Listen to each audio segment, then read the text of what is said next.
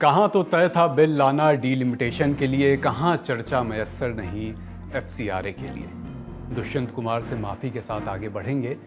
बात ये चली है कि सूत्रों के हवालों, मास्टर स्ट्रोकों और शेखी शोखी भरी सरकार इन दिनों कुछ नरम नरम सी क्यों दिख रही है। एक और इस बात की मुनादी पीटी जा रही थी कि डीलिमिटेशन बिल में अब ज़्यादा वक्त बचा नहीं है, इसी मॉनसून सत्र में आना था। कल शाम को सूत्रों ने न जाने किस चंडू खाने से ये खबर चलवा दी कि अगर किन्हीं कारणों से सरकार अभी बिल नहीं लाई तो 3 दिन का विशेष सत्र बुलाया जाएगा, डीलिमिटेशन बिल पास कराया जाएगा। नतीजा, सरकार को खुद सामने आकर बोलना पड़ा कि ऐसा तो कोई प्लान नहीं है, विशेष सत्र की खबर गलत है। ये सारी माथापच्ची डीलिमिटेशन को लेकर चल रही है। सवाल तो एफसीआरए बिल भी पूछ रहा है कि मुझे क्यों तोड़ा। इसी सत्र में एफसीआरए बिल पेश होना था। खबरें तो थीं कि आज ही लोकसभा के पटल पर बिल आ जाएगा, मगर ये हो ना सका। और अब ये आलम है कि डीलिमिटेशन पर दम भरने वाली सरकार एफसीआरए पर पैर पीछे खींचती दिख रही है।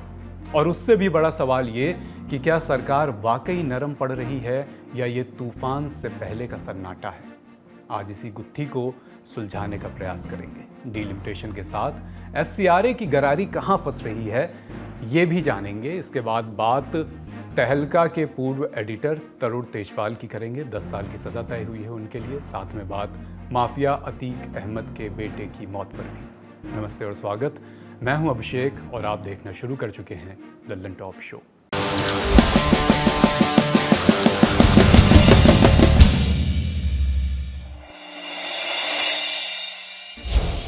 संसद के कॉरिडोर से लेकर मीडिया के न्यूज़ रूमों तक कल दोपहर तक एक ही चर्चा थी। सरकार इस हफ्ते एफसीआरए संशोधन बिल लेकर आएगी या फिर उसे टाल देगी। Foreign contribution regulation amendment bill 2026 कानून में बदलाव करना है, अमेंडमेंट बिल है। बिल को पास कराने के लिए सरकार को सिर्फ साधारण बहुमत चाहिए। 2/3 बहुमत वाला पचड़ा यहाँ नहीं है। फिर भी ऐसी खबर आ रही है कि सरकार इस बिल पर कुछ नरम पड़ रही है।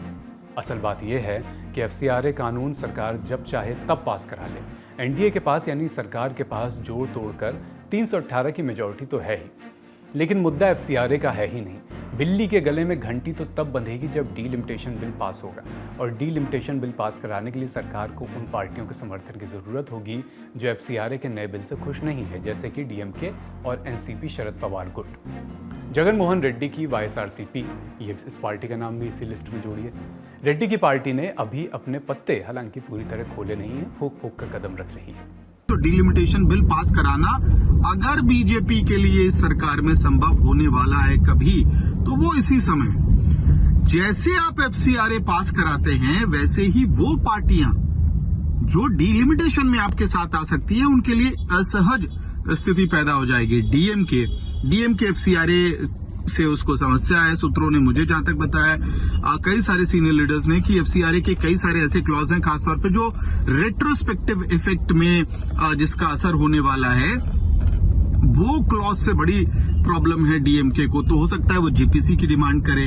एनसीपी एसपी शरद पवार वाला गुट जो है, वो भी इस बिल को लेकर बड़े क्रिटिकल साउंड कर रहे हैं। मेरी जहां तक नेताओं से बात हुई है, तो वो भी चाहेंगे कि किसी कमेटी में इसको रेफर किया जाए। इसके साथ साथ वाईएसआरसीपी, जिसके पास 4 सांसद है लोकसभा में, आंध्र प्रदेश की पार्टी है जगन रेड्डी की पार्टी, वो लोग एफसीआरए के बिल को खुला समर्थन नहीं दे सकते, क्योंकि मुस्लिम माइनॉरिटी और क्रिश्चियन माइनॉरिटी उनका वोट बैंक क्रिएट करता है, कोर वोट बैंक का मामला है। तो एफसीआरए पास कराना तो सरकार के लिए संभव है, लेकिन क्योंकि आप डीलिमिटेशन लेके आना चाहते हैं, आपका बड़ा प्रोजेक्ट डीलिमिटेशन है, इस वजह से थोड़ा फूंक फूंक के कदम सरकार को रखना पड़ रहा है। लेकिन इसमें सबसे लेटेस्ट अपडेट ये है कि सरकार पैरेलली अपना कंसल्टेशन, जो स्टेक होल्डर्स हैं, क्रिश्चियन कम्युनिटी के ऑर्गेनाइजेशंस हैं, इंस्टीट्यूशंस हैं, जैसे कि मिजोरम के मुख्यमंत्री आए थे, गृह मंत्री अमित शाह से आज उनकी शाम मुलाकात भी हुई। उन्होंने अपने तमाम जो पक्ष है उसको रखा। तो उस बात पे चर्चा हो रही है। अलग अलग डेलीगेशन से गृह मंत्री मिल रहे हैं। और जब मैं ये वीडियो रिकॉर्ड कर रहा हूं तो मुझे पता चला है कि 12 अगस्त को इस पे चर्चा संभव है कि पार्लियामेंट के अंदर शुरू हो जाएगी। इंडिया टुडे की रिपोर्ट के मुताबिक 15 जुलाई 2026 तक देश में करीब 14,500 संस्थाओं के पास एफसीआरए रजिस्ट्रेशन था और करीब 22,500 के रजिस्ट्रेशन रद्द किए गए हैं। सरकारी आंकड़े बताते हैं कि 2019 से 2022 के बीच एफसीआरए के तहत रजिस्टर्ड संस्थाओं को विदेश से 55,741 करोड़ रुपए का चंदा मिला था। 2010 में विदेशी चंदा नियमन कानून विदेश से चंदा लेने वालों के लिए बना था। अगर किसी संस्था को विदेश से पैसा लेना है तो उससे पहले गृह मंत्रालय से FCRA रजिस्ट्रेशन कराना पड़ता है। ये रजिस्ट्रेशन हर 5 साल में रिन्यू कराना ज़रूरी होता है। अगर रिन्यू नहीं कराया गया तो संस्था कानूनी तौर पर विदेशी चंदा नहीं ले सकती। बीते मार्च में बजट सेशन के दौरान अचानक से सरकार ने FCRA अमेंडमेंट बिल पेश कर दिया। पहले तो विपक्ष इसी बात पर भड़का कि बिना किसी से बातचीत सरकार सीधे बिल लेकर आ गई, पर बिल के जरिए कुछ ऐसे बदलाव किए जा रहे हैं जिन पर विपक्ष से लेकर अल्पसंख्यक धार्मिक संस्थाएं भी आपत्ति जता रही हैं। नए बिल में FCRA रजिस्ट्रेशन के रिन्यूअल के लिए एक न्यूनतम सीमा तय करने का भी प्रस्ताव है। समय सीमा का जो मसला है वो अलग। अगर किसी संस्था ने पिछले 2 वित्तीय वर्षों में 10 लाख रुपए से कम विदेशी चंदा लिया है या खर्च किया है तो उसका FCRA रजिस्ट्रेशन रिन्यू नहीं किया जा सकता। इसके अलावा विदेशी चंदे को दूसरी संस्थाओं को ट्रांसफर करने और इस पर और भी सख्त नियम लगाए जाएंगे। मंजूर हुए विदेशी फंड को कितने समय के भीतर लेना और खर्च करना होगा, इसकी भी समय सीमा तय की जाएगी। मोटा माटी बात यह है कि FCRA संशोधन 2026 के तहत संस्थाओं को पहले से कहीं ज्यादा जानकारी सरकार को देनी होगी। उन्हें बताना होगा कि विदेशी चंदे का इस्तेमाल किस काम में होगा, किन राज्यों में परियोजनाएं चलेंगी, संस्था क्या क्या काम करती है, उसकी वेबसाइट और सोशल मीडिया की जानकारी क्या है। ये सब जानकारियां सामने रखनी होंगी। लेकिन जिस पॉइंट पर सबसे ज़्यादा विवाद है वो है डेजिग्नेटेड अथॉरिटी बनाने का प्रस्ताव। केंद्र सरकार एक ऐसी अथॉरिटी नियुक्त करेगी जिसे खास अधिकारी दिए जाएंगे। मान लीजिए कि किसी संस्था का FCRA रजिस्ट्रेशन रद्द हो जाता है, संस्था खुद रजिस्ट्रेशन छोड़ देती है या समय पर रिन्यू नहीं कराने की वजह से उसका रजिस्ट्रेशन खत्म हो जाता है। ऐसी स्थिति में ये जो डेजिग्नेटेड अथॉरिटी है उस संस्था की विदेशी चंदे और उससे बनाई गई संपत्तियों का मैनेजमेंट अपने हाथ में ले लेगी। कई NGO, चर्च और सिविल सोसाइटी से जुड़े संगठनों ने चिंता जताई है। उनका कहना है कि अगर किसी संस्था के FCRA रजिस्ट्रेशन रद्द हो जाता है या समय पर रिन्यू नहीं हो पाता तो सालों से विदेशी चंदे से बनाई गई उसकी संपत्तियों पर सरकार की नियुक्त अथॉरिटी का नियंत्रण हो सकता है। भारत में तो विरोध हो ही रहा है। इस बिल पर अमेरिका के एक सांसद भी नाराज नजर आए। अमेरिकी कांग्रेस के सदस्य हैं राइली मूर, बोले कि FCRA में बदलाव से भारत सरकार को चर्चों और धार्मिक चैरिटी पर कब्जा करने की छूट मिल जाएगी। ये ईसाइयों पर सीधा हमला होगा, ऐसा उन्होंने आरोप लगाया। इस मुद्दे पर केरल में काफी विरोध देखने को मिला है। वहां कई ईसाई संगठन लंबे समय से विदेशी चंदे की मदद से स्कूल, अस्पताल और समाज सेवा से जुड़े संस्थान चलाते रहे हैं। तमिलनाडु में भी विरोध के स्वर सामने आए हैं। हालांकि ये मुद्दा सिर्फ दक्षिण भारत तक सीमित नहीं है। महाराष्ट्र हो या उत्तर प्रदेश, नए बिल के कुछ नियमों पर कड़ी आपत्ति यहाँ भी जताई गई और विपक्षी पार्टियां भी इस बिल से खुश नहीं हैं। इस बिल को सरकार पिछले बजट सेशन में लोकसभा में लेकर आई थी। 25 मार्च को निचले सदन में पेश किया गया था, पर कई मुद्दों पर आपत्ति के बाद इसे जॉइंट पार्लियामेंट्री कमेटी यानी कि JPC के पास भेज दिया गया था। मॉनसून सेशन शुरू होने से पहले ये लगभग तय माना जा रहा था कि FCRA बिल सरकार इसी सत्र में पास करा लेगी, लेकिन अब जो खबरें आ रही हैं उनके मुताबिक सरकार FCRA पर नरम पड़ सकती है। JPC के पास बिल को एक बार फिर भेजा जा सकता है। ज़रूरत पड़ने पर कुछ नियमों में ढील भी दी जा सकती है, क्योंकि यहाँ अगर सरकार अड़ती है तो डीलिमिटेशन का मामला आगे चलकर बिगड़ सकता है। वैसे चर्चा इस बात की हो रही थी कि सरकार इसी सत्र में डीलिमिटेशन बिल लेकर आएगी, लेकिन दिल्ली के जंतर मंतर पर कॉकरोच जनता पार्टी के आंदोलन ने सरकार को माथे पर बल दे दिया। सरकार आंदोलनकारियों से निपटती है तो राहुल गांधी और विपक्ष ने नाक में दम कर रखा है। पेपर लीक रोकथाम वाले बिल को छोड़कर किसी मुद्दे पर संसद में चर्चा नहीं हुई। चर्चा की बात छोड़िए, सदन की कार्यवाही मिनटों में से ज़्यादा चल भी नहीं सकी कई दिन। संसदीय कार्य मंत्री किरेन रिजिजू हफ्ते में 3 बार राहुल गांधी से फ़ोन पर बात कर रहे हैं या मिलकर बात कर रहे हैं और इस बातचीत के टेबल पर डीलिमिटेशन बिल भी रहता है, लेकिन ना तो बात बनी न सदन चली। अप्रैल के विशेष सत्र में सरकार महिला आरक्षण कानून लागू कराने के लिए 3 संशोधन बिल लाई थी। इनमें से एक डीलिमिटेशन बिल था। तब सरकार ने बिल में यह नहीं लिखा था कि सभी राज्यों की सीटें एक ही अनुपात में 1.5 गुना बढ़ेंगी। हालांकि गृह मंत्री अमित शाह ने लोकसभा में जवाब देते हुए इस बात का आश्वासन दिया था, लेकिन विपक्ष माना नहीं और सरकार का बिल गिर गया। लेकिन तब से अभी तक लोकसभा के गणित में बहुत कुछ बदल चुका है। TMC टूट कर बिखर चुकी है। उद्धव ठाकरे की शिवसेना दूसरी बार टूट गई। ऐसे में सरकार कॉन्फिडेंस दिखा रही थी। कल ऐसी खबरें टीवी पर चल रही थी कि सरकार 16 से 18 अगस्त को स्पेशल सेशन लाएगी और डीलिमिटेशन बिल पास कराने की कोशिश की जाएगी। लेकिन थोड़ी देर बाद किरेन रिजिजू का इस पर खंडन आ गया। उन्होंने कहा कि सरकार का ऐसा कोई प्लान नहीं है। तो सवाल यह है कि सरकार डीलिमिटेशन बिल पर आखिर सोच क्या रही है।